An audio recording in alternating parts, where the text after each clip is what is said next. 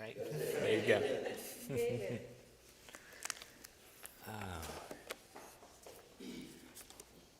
Let's see. Where are we? Last week we were looking at the call he's given us to shine as the light of God in this world. And in order to, there was just that one verse that was in between future prophecy and description of now. And so that's what we were supposed to do. We're supposed to be the light of God in this world because we have the promise to look forward to, but we're also fully aware of the darkness that we have to shine in, because the world is very familiar with its own darkness, and the church has shined that darkness back. And that's an interesting way to phrase it, but the church has shined that darkness right back. And so the call for the church, the true church, the church that he's raising and building, is to truly shine forth his character back to the world. Not so that you might have some sort of oppressive control over them and rule over them and make sure they do right. Oh, because there's a great message about doing right, but only if you do right. Yes. Because if you try to do right, if doing right is the point, you're fundamentally wrong. And if making others do right is the point, you're fundamentally wrong. But if you know the one who is right and is good, and shine forth him so that they might know the one that is right and is good, oh, then that's where it's at. That's what you've been called to be. So we tried last week to take back that word law. Maybe some of y'all hadn't heard that description before. We're going to do a little bit of the same today with judgment. So we're going to be in 2 Kings 6. I'm just going to read the first verse, and then we're going to give us some context here. And the sons of the prophets said unto Elijah, Behold, now the place where we dwell with thee is too strait for us. There's a fun prophecy in the Old Testament. When I say fun prophecy, I mean a way that God describes things that is completely different than the way we see it. So it sort of makes us stop in our tracks and actually pay attention to what he's trying to say. And one of them is that when he comes back, one of the blessings of his presence is that he will judge the fatherless. Now, if we look at that from the perspective of our definition of judgment, that sounds really mean. That sounds like one of the things that's going to happen when his presence is there is he's going to kick people while they're down. That they've gone through life without a dad, and now the greatest dad figure of all is going to come in and then just tell them how wrong they've done with everything. That's what it sounds like to us when we hear that he's going to judge the fatherless. That's what we feel like when we get judged. That's why everybody loves to quote that Bible verse, judge not lest ye be judged, and that's the world's way of saying I'm using the Bible to tell you to get off my back. But judgment to God means something else. Now, there is going to be a final judgment. I always have to put that caveat in there. There is a final judgment, and the final judgment will either lead to eternal life or eternal death. We're not there yet. So now, all judgment is designed to lead towards repentance. Every single bit of it. And so we get this description of what judgment actually is for us. And there's this, I don't even know what it was. It was a movie, it was a sitcom, it was a show. It was one of those memories from my childhood that just sort of stuck out. I couldn't tell you the reference for this one to save my life. But the scene was set, with these two girls, high school age girls, and the idea is one of them is the normal girl with two parents and rules and does well in school and all that, and the new girl comes to school and she's the cool rebel. And so of course the shy normal girl is envious and desires to be like the cool rebel. And so they get into this scene where the the cool girls say, hey, you want to go and do this? You stay out late, go drinking, whatever it was. You want to do this? He says, no, my dad wouldn't let me do that. I'd get in a whole lot of trouble. And Rebel goes, well, my dad doesn't care if I do that. So she wants to do it. Hey, you want to come do this? No, my dad won't let me do that. I'll get in trouble if I do that. Oh, well, my dad doesn't care if I do that. How about we do this? No, I'll get in trouble if I do that. I'm not supposed to do that either. And then it keeps going until it finally dawns where she just ends with, well, my dad doesn't care. It just over and over again until the amount of rules and judgment that's on the one with the two parents is turned around from being a bad thing that's keeping her back and how dare her parents not allow her to do all the fun things she wants to do, to the realization of the one who does it all is completely abandoned and not cared about at all. And so in seeing the judgment on one, it gets identified the lack of affection on the other. Yes. And so this idea of judgment that we have is specifically designed so that you might have a firm foundation underneath your feet, so that you might know who and whose you are, so that you're not just going about flailing around and trying and able to do anything and no boundaries and have no understanding of you are valuable enough to be taken care of, that there are some things that are harmful that should be off limits because you're worth more than being harmed. Amen. And so the idea of judgment is one where somebody actually has, if it's present in the affection of the holy God who created you, it's designed to be a supportive structure around you so that you might have a firm foundation on which to not just understand your maker and your God, but to even understand yourself and know that that true freedom doesn't come in just flailing around and being able to do whatever you want. It comes in a strong rooted position of knowing the truth and knowing that you are kept by it. And so we're coming into this right after a period of some pretty strong judgment on somebody who flagrantly went against the law. But we're seeing these two things happen at once. That because there is the presence of God and working through Elisha, and we have the prophecies, we have miracles, we have teachings. He's got the school of the prophets that we're getting ready to talk about. That there is not just this structure of teaching about God, but walking with him, talking with him, hearing from him, and seeing him move and seeing him active. Pairing that with judgment for those who rebel. We have a structure here where they know both who they are and whose they are. And because of that, the house of God is growing. Because of the judgment of God and the presence of God, which aren't mutually exclusive, he does that, the house of God grows. And when we start there, that's what he means when he says, the place where we dwell is too strait for us. He's literally saying there are now too many of us for this building. Right? That what was started has now grown beyond our means. But notice what we don't have. We don't have Elisha going to the sons of prophets and telling them to build another building. We have the sons of the prophets coming to Elisha saying, we're going to build another building. Yeah. Can we?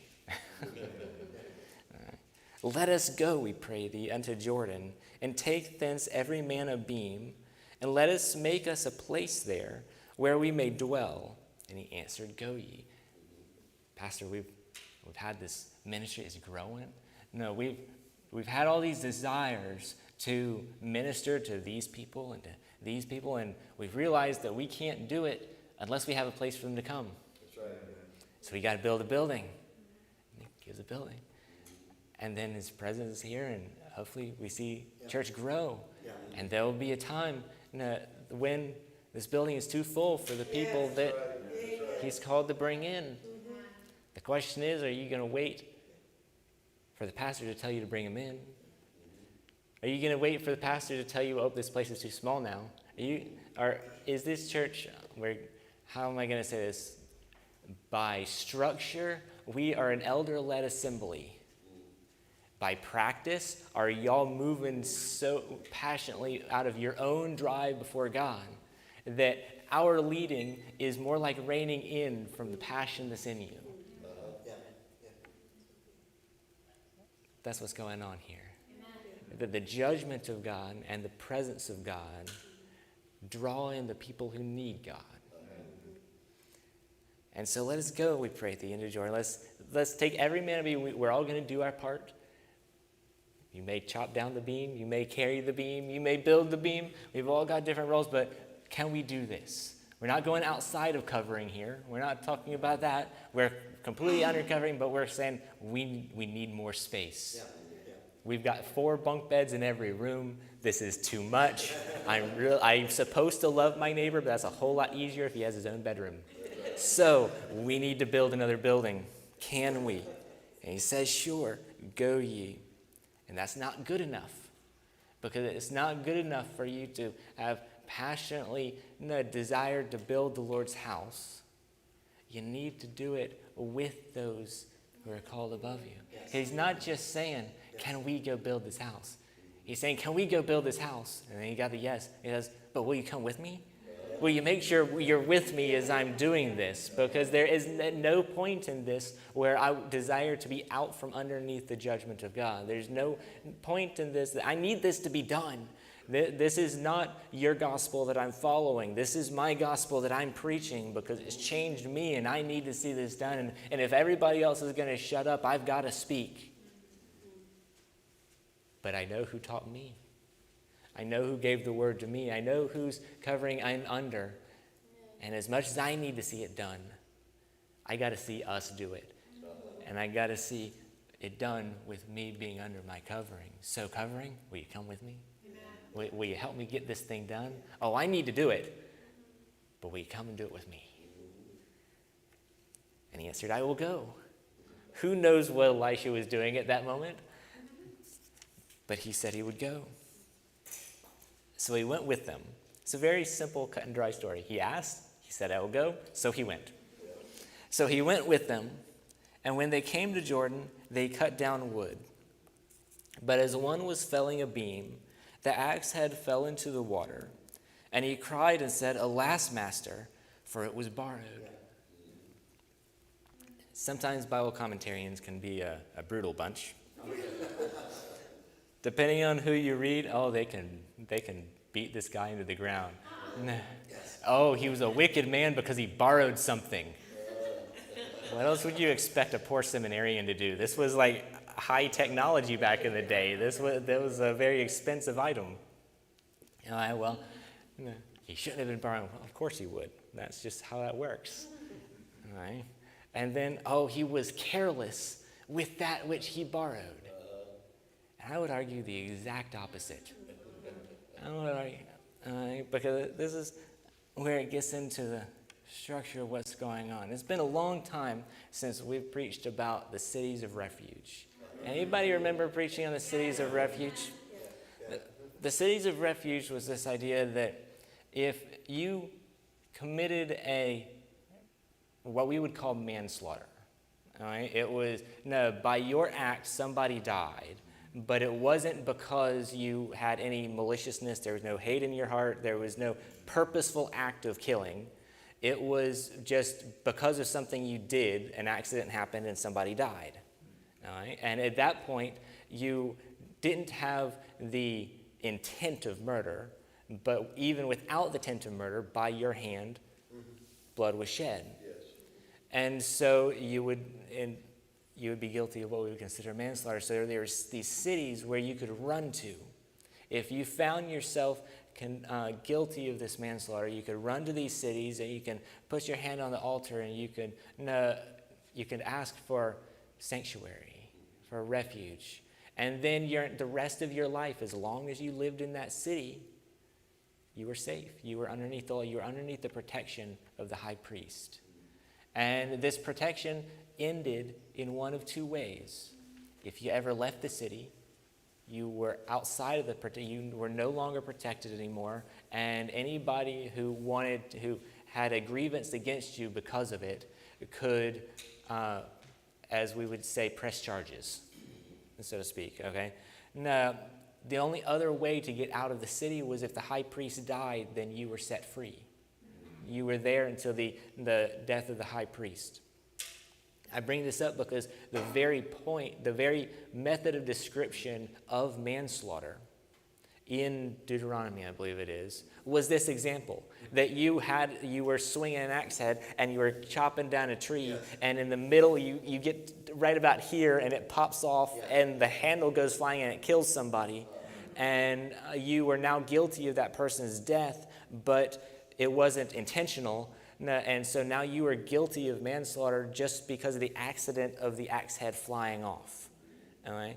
So the point of this was just to say that this was so common occurrence. This was a basic example to use for that situation.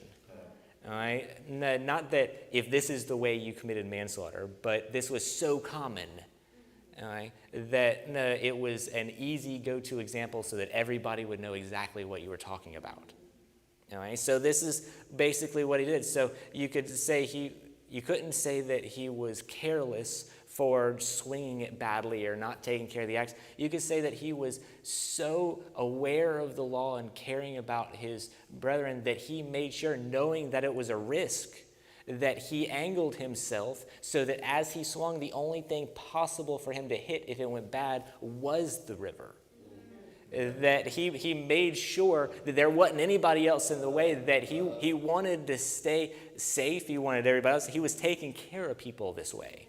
It wasn't he wasn't negligent. He wasn't a thief for borrowing it. There was all this. He was doing his best, because that's the way it works sometimes. You're doing your best to try to stay as moral and as good as possible, and this sin nation, this sin world just bowls you over, and all of a sudden you're dealing with sin, and you need God, and He's there. But that's sort of the description here. We're not talking about somebody whose heart was against God and he was committing all of this sin. This wasn't a repeat of the previous judgment that had happened in the previous chapter. This was, he found himself in debt, a debt that he couldn't pay. That's what it says. He says the last master for it was borrowed, meaning that he owed the person he borrowed it from the cost of this very expensive iron head axe that, well, let's be honest, if he could have afforded it, he wouldn't have borrowed one. So the mere fact that he borrowed it was a description that he was too poor to afford. He was too poor to afford it. Can't talk. After doing that, there's no chance I'm not going to say Elijah at some point in this. Just know I mean Elisha. All right. So here he is doing his best and finds himself with a debt he can't pay. And so he cried out to the man of God that they had already asked for him to be there. It's almost like they knew they needed the covering and the protection, and they wanted it done wisely. So here he is. He's done the best he could, and he's still found himself in debt. And the man of God said, "Where fell it?" And he showed him the place, and he cut down a stick and cast it thither, and the iron did swim. And we got to explain this and then go back for a second. So he's done his best. And he's found himself in sin. He's undercovering. This is not a bad person by the way we think of things. All right. And then it almost switches perspective from verse 5 to verse 6. Because we're going from a person who has inadvertently found himself underneath a debt that he couldn't pay. And then we switch to the description of that which was lost that is now buried in a watery grave. All right, so we're immediately comparing this idea of debt, an unpayable debt, and death. The loss of this axe head, the loss of this prized possession. This thing that was very, very valuable and started out good, but along the way got lost and died. And so what happens? And the man of God said, where fell it? Because I guarantee you this guy knew exactly where it went. He was watching that thing. He saw where it went in, and he could go up to the side of the river and say, it's right there. I know you can't see it because this is a really muddy-looking river, and you're not going to be able to see it, but if you know it, there. I don't know how deep it is there, but there it is. Obviously, it would have been too deep for him to dive in and get it, or he probably would have done that. And so we've got this watery grave where the axe head is laid. So the prophet goes and he gets his stick, which means he cut down his stick, which means this is a part of a tree. And he applied the tree to the grave. And it was resurrected. And that simple cross applied to the grave, applied to the death, applied to the dead. And all of a sudden, that thing just rose out of the grave. So much so that he could just go in and pluck it out and pick it back up. But the description of this that I want to highlight on is, where was the debt? We read over this really fast. Oh man, it's this description of the cross and the resurrection. It's really sweet. But where is the debt? There is no debt yet. Get this. He swings the axe that he doesn't own. It goes into the water. And he knows this means I owe that guy an axe head. Or equivalent amount of dollars so that he can go out and buy an axe head. All right? Does the guy who owns the axe know about it yet? No. This debt exists solely in the realm of this one seminarian who knows about it. Oh, in the future, that debt's going to come due. But so far, the person the debt's going to come due is not even aware that the debt exists. The debt fully exists. The guilt is fully weighing on the one who committed the crime and is not yet experienced by the one who the crime was committed against. All right. And so what happens here? We've got this description where a man finds himself owing more than he can pay.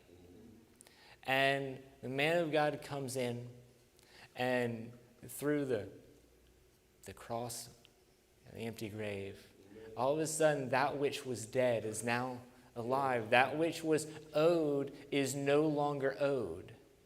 And so our description of what we think of redemption is this. Remember, we use that idea of, redeeming a coupon. It's buying back. It's paying.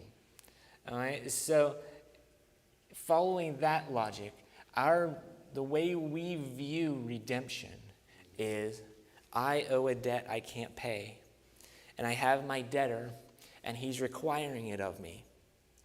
And so, third party comes in and pays the debtor on my behalf, so that I can go free. It's a great description of redemption. The only thing is, that's not what's being described here. What's being described here is a man who is in debt to somebody else. And this other person hasn't even become aware of it yet. And so the first person who's in debt has that which was lost restored to him before he has to pay it back. So what does the guy that got borrowed from get? He gets his axe handle back. He gets the axe back. Does he get paid for the value of the axe that was lost? No. Does he get a replacement axe? No. He gets the very thing that was borrowed from. This resurrection thing that we're talking about is not getting you back to good. It is acting as if the sin never happened. And so we can keep this in our mind as if the sin's still alive. But to the man of God, to the borrowed from, the debt never happened. The debt doesn't exist. And you're saying, Pastor, God knows everything. He's seen when I've sinned. Can somebody please tell me what your experience at the great throne judgment was like? Because I've never been there. But if you've been there, I'd really like to know what that was like. No, you've not been there. That's in the future? You mean the judgment for your sin is going to happen later? That you haven't gotten to yet? That your sin is covered now? So that when you get there, it's like it never happened. Of course he knows everything. He put it in the sea of forgetfulness as far as the east is from the west, because he's going to see you as a blank slate at judgment. And it's not your job to remind him of everything that went wrong getting there. That's not, there now no condemnation. Whether you sin or not, what is the verse that your evangelist read to you earlier, that he who says he has no sin is a liar? But if he had kept going, it would have said, he whose heart condemns him, he is greater than your heart. Because he's already done the forgiving, and he forgave you for everything you did and everything you were going to do, so that by the time you got to the throne, all he saw was the blood covering the sin. All he saw was the resurrection. All he saw was the sin being taken care of, and no longer having to deal with any concept of debt, sin, or death whatsoever. We started off holy. We fell.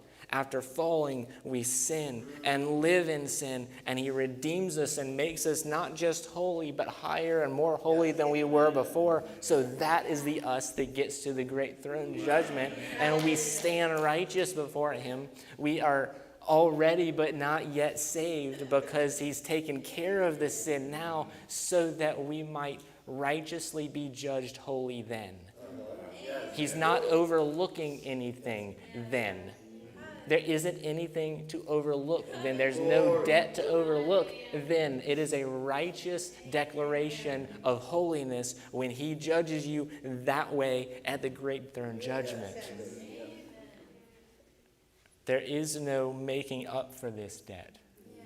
There is no receipt for the debt paid in full. There is no debt, because it was dealt with in a way that makes it as if it never happened. Because you are a new creature in Christ. The old creature died because the old creature was sinful and dead. The new creature gets recreated and is made holy. So does that new creature that stands before God in the judgment, having never sinned.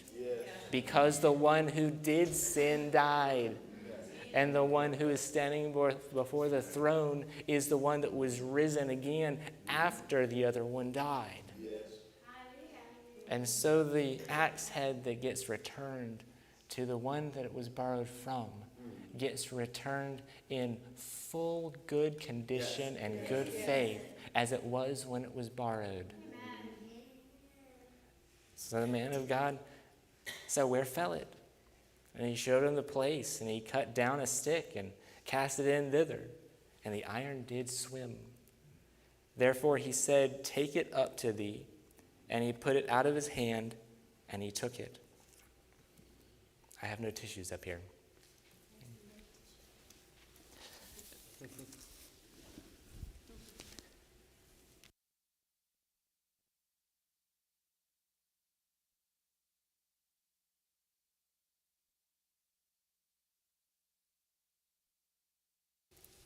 And so we find ourselves having had this personal thing dealt with. We've got this situation where the church is growing because of judgment and teaching, because of the manifest presence of God in both miracle and judgment. Men are drawn to him. Yes. And in the middle of this, we've got this little simple example of the cross, that how he was going to take care of his people. And then the problem goes from inward. The problem goes from inside their group to outside their group. And it says, "Then the king of Syria warred against Israel and took counsel with his servants, saying, in such and such a place shall be my camp. And the man of God sent unto the king of Israel, saying, Beware that thou pass not such a place, for thither the Syrians are come down. And the king of Israel sent to the place which the man of God told and warned him of, and saved himself there, not once or twice. Therefore the heart of the king of Syria was sore troubled for this thing, and he called his servants and said unto them, Will ye not show me which of us is for the king of Israel? And one of his servants said, None, my lord, O king, but Elisha the prophet that is in Israel, telleth the king of Israel the words that thou speakest in thy bedchamber. I don't think they had electronic bugs there at that time, but that's the description.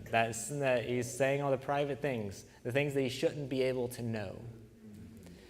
And this is the description of our key verse from last week, of our shining as a bright light in a dark place. Because, as we can describe being down here, we are behind enemy lines. Whether it is in all those fiery darts of accusations you get and the craziness of your own mind and life, whether it is just the dealing with the basic fallen nature, fallen sin, yours and around you, just all the trouble you deal with from the purposeful attacks of the enemy to get you to stop shining that light, to try to kill, steal, and destroy. We're behind enemy lines. And one of the problems that we have in America, I'm speaking in America at the moment, is that a long time ago, there was an agreement made. The church would stop being the church so the world doesn't have to listen to it anymore. And so we've got this false Christianity that's exalted in America.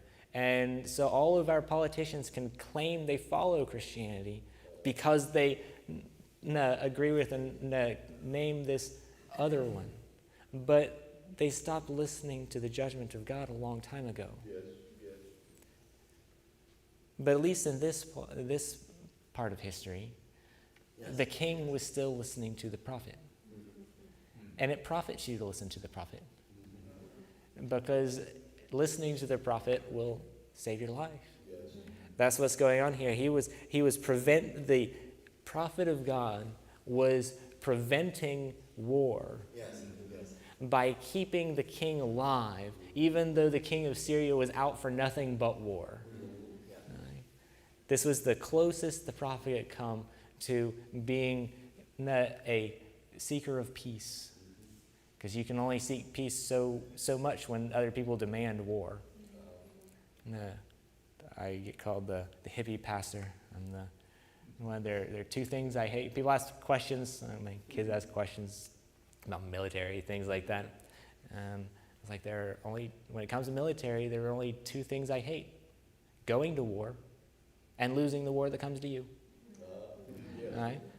And that should always be the peacekeeper's description. There should never be any reason to go out to conquer, but to stand strong and firm so that anybody who gets this bad idea to come and conquer you, we know my king's stronger. No king but King Jesus. Yes. But this king was willing to listen to the prophet and saved his life. I can only imagine if we had our military back in the day, if the prophet had said, don't go into this place, that's where the enemy is, they'd be, thanks for the information, now let's get the bombs and we're going to go and get them. All right? But the point of this was not to defeat Syria. The point of this was so the enemy couldn't have his way in the camp. Yes. And so the king saved himself because he listened to the prophet. There's a whole lot of people in this world who would do themselves a whole huge service if they would listen to the prophet. Yes. Who's that? That's you. All right. We have the prophet, but we're talking about the sons of the prophets here. All right. We're not talking about a bunch of people who follow around to see what the prophet will do. Yes. We're talking about a bunch of people who follow around to learn from and be like the prophet as much as possible so that they can be little prophets. Because they've been moved on, they've been changed. They need to see They want to be, they're not trying to usurp the prophet. They're not trying to take his place, but they want to be like that. They want to know the wisdom of God and be able to declare it. They want to be able to bring peace in the middle of war. They want to be able to see somebody who's in a debt they can't pay because they've just put an axe head in the water, and be able to be the one that, in the power of God, to restore them. That it's not good enough to be a spectator sport. It's got to be a participatory one. And so the king listened. And the enemy doesn't like it. You know, if you shine as a light in a dark place, the dark's not going to appreciate it. All right? Now, in our modern age, light and darkness worked really well then as descriptors. Let me redefine darkness for you a little bit, because it does. For us, darkness, from a physics point of view, is what? Is an absence of light. It is a description of nothing. All right? No, that's not what darkness is in the Old Testament. Darkness is not an absence of something. That's how people would try to describe sin. Sin is just an absence of righteousness. Or hell is just an absence of God. No, I'm pretty sure there are flames and a worm that dieth not. There's a whole lot of presence of something. We're not defining evil by the absence of good. There actually is something called darkness. There actually is an evil. There actually is wickedness. There actually is an enemy that will come against you. And your job is not to defeat the enemy. Your job is to be owned by the one who did defeat the enemy, and to follow after him. Because I got this book, maybe everybody should read it. I think the author is, it's one of my favorite authors, Judson Cornwall. Maybe you've heard that name. He's got a book that says it's God's war. You have all of these descriptions of different churches teaching about how you can go in and win the battle. Well, you go in and win the battle's first step is knowing that you're not the one fighting the battle. He's the one fighting the battle, and you're following and learning from him. And you're that. Remember that old example? You're the little puppy with the big dog behind you. And you might think it's your barks that are scaring the bad guy away, but it's the fact that you're barking right in front of the big barker that is really doing the battle. But you're his, in his image, learning from him, doing all the steps, pointing back to him, because he's winning the battle.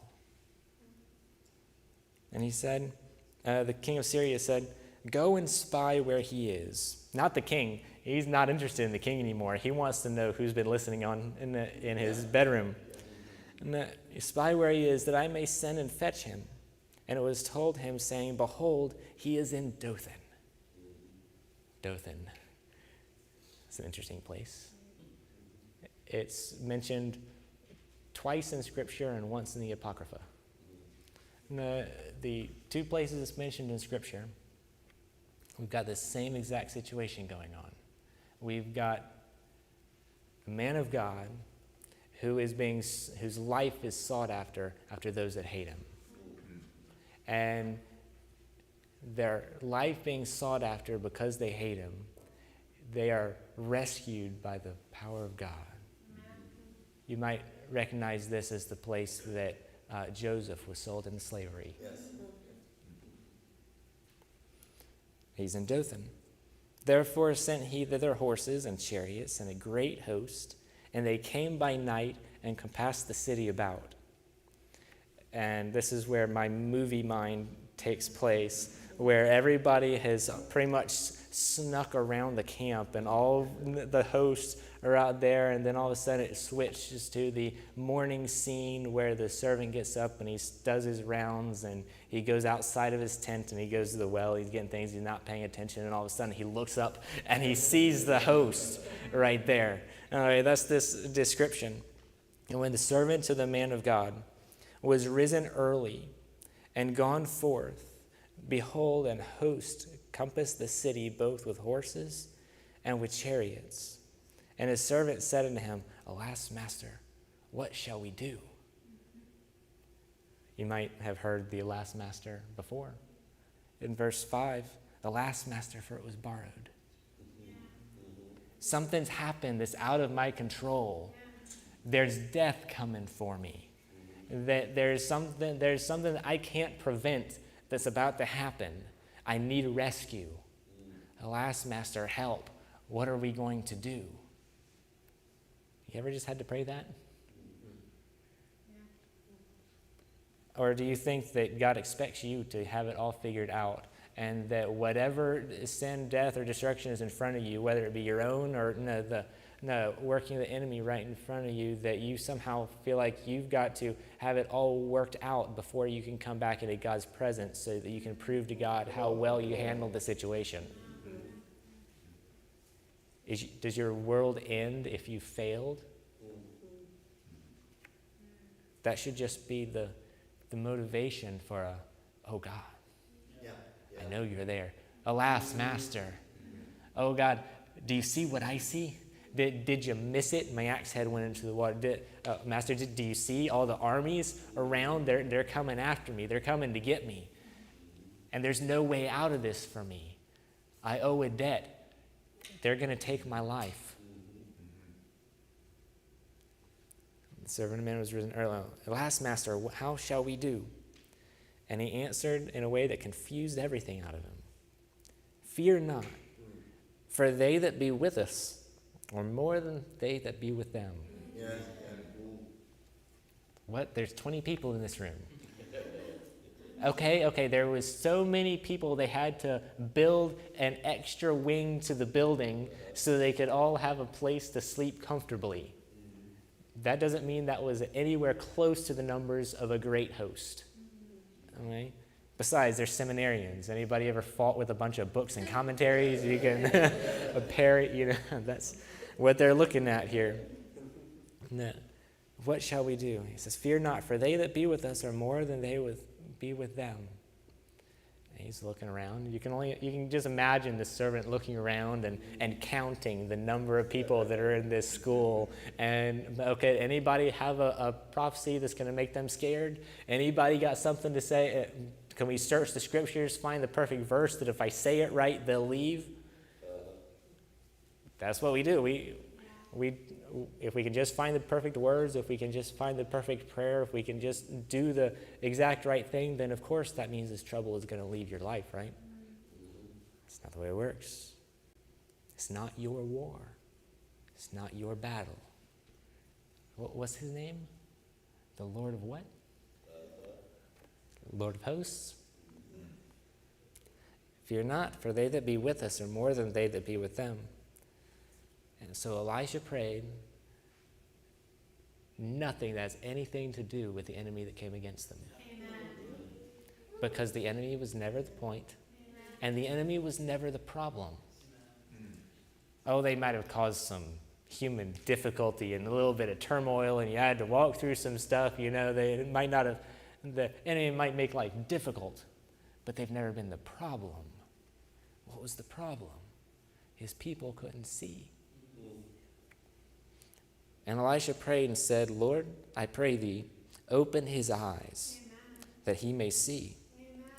And the Lord opened the eyes of the young man, and he saw. And behold, the mountain was full of horses and chariots and fire round about Elisha.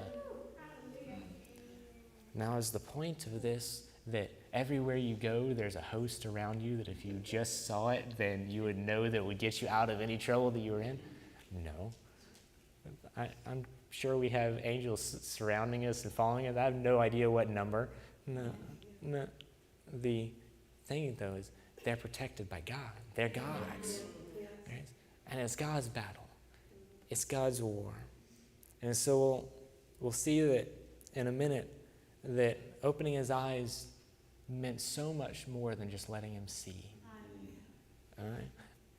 But we'll start there. It allowed him to see the host. Part of me gets curious. Is this just how Elisha saw things all the time? Or did God just allow Elisha to see this in special moments? In the troubling times, God just allowed him to see it, and he wanted to open his eyes too. Or was this just normal for Elisha? And we're not told. This could be one of those questions we ask when we get up there. But can you just imagine seeing 20 seminarians right there, or however, 150, or however many it was. I don't know the number. Still less than the host. And then all of a sudden, you open your eye and you just see the hosts of heaven, in flaming chariots. I wonder if because that's what it says, he was full of horses and chariots of fire round about. It should have been very personal to Elisha. I wonder if in looking out to see in all the chariots, I wonder if he paused long enough to see if Elijah was in one of those chariots. Just to see, just out of curiosity, is it all angels, or was my master in there too? Not creating some new theology of you get your chariot afterwards. We're making this personal for Elijah to show that this wasn't something they were dragged along the ride from. This meant something. They walked and talked with their God. This was a relationship thing. And when they came down to him, Elisha prayed unto the Lord and said, "Smite this people, I pray thee, with blindness." And he smote them with blindness according to the word of Elisha. Amen. And this was done in the same way that Jesus did. When Jesus healed the blind man, the Pharisees had a problem with it. And he said, "I've come so the blind might see." And he said, "If you say you can see, then you will be blind." All right, he said, "What, are you calling us blind?" They had that whole interaction. But those who know they can't see, God will open their eyes. And those who claim to know, those would stay shut forever. But I'm going to read the next verse, and then we'll come back. And Elisha said unto them, "This is not the way, neither is this the city. Follow me, and I will bring you to the man whom ye seek." But he led them to Samaria.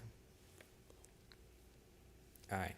So this logic is going to be a little bit of extrapolation, but go with me. This is a mighty army. Yeah. Mighty armies are led by intelligent people. They got struck blind, and they were immediately stupid. Who, in their right mind, is a warrior in a great host, gone to fight an enemy, and upon coming up upon a trouble, hears a voice in the enemy's camp and thinks, "This is a voice I should listen to"? It's like all wits just left. All right? Which means we have to go back another verse. And Elisha prayed and said, "I pray thee, open his eyes that he may see." And as flamboyant as the example being of being able to see the flaming hosts of heaven standing before you, fighting on your behalf to remove this attack that's getting ready to come, to rescue your soul from imminent death. And the bigger miracle is that not being able to see the host of heaven, but to be given enough wisdom to know that that's why you were shown it. Yeah. That we're not in this, he didn't have enough faith, so he had to be shown something so that he could then bypass faith and go into knowing. Right? That's not the moral of this story. That's not the dynamic that's going on. That seeing the host of heaven was a teaching judgment so that he might know the power of the one that does fight for him.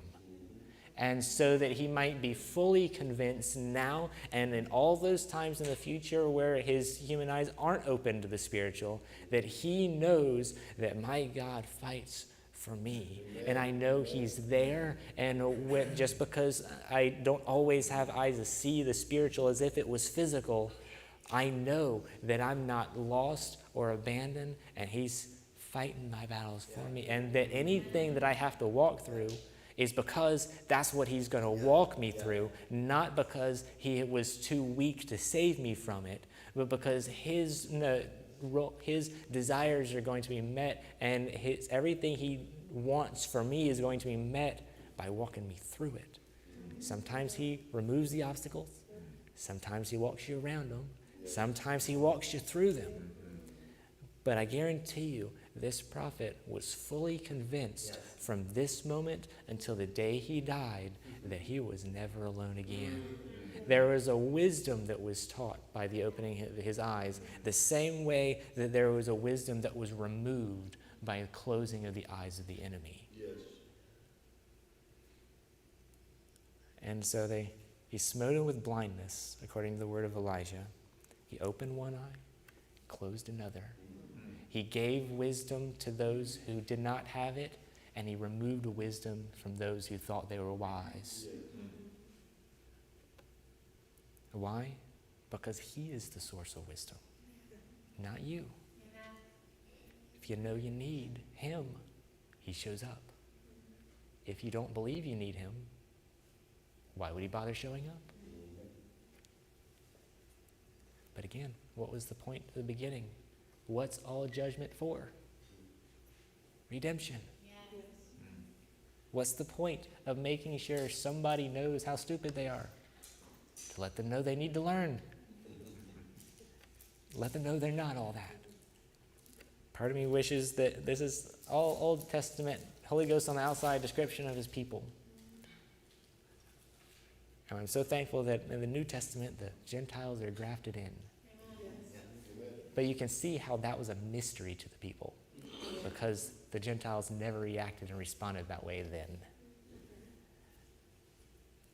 And it came to pass, verse 20, that when they were coming to Samaria, that Elisha said, Lord, open the eyes of these men, that they may see. And the Lord opened their eyes, and they saw, and behold, they were in the midst of Samaria. I may have skipped a verse there, but Elisha basically took them to the king that was in Samaria, that was the very king they had been trying to kill earlier, that God had been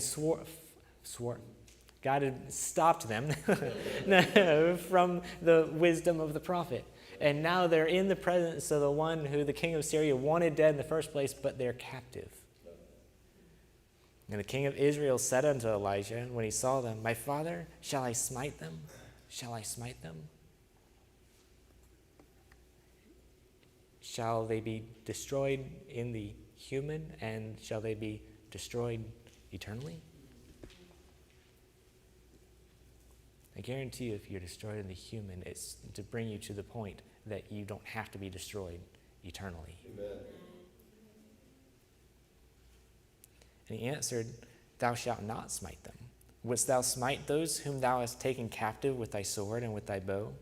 Set bread and water before them, that they may eat and drink and go to their master. Because the entire point of shining forth the light of the gospel is to be what the Beatitudes call the peacemakers. Yes. To bring in peace. It's not for more death. It's not for the destruction of your enemies. It's so that they might know the presence of God and be changed. So he heard, and he prepared great provision for them.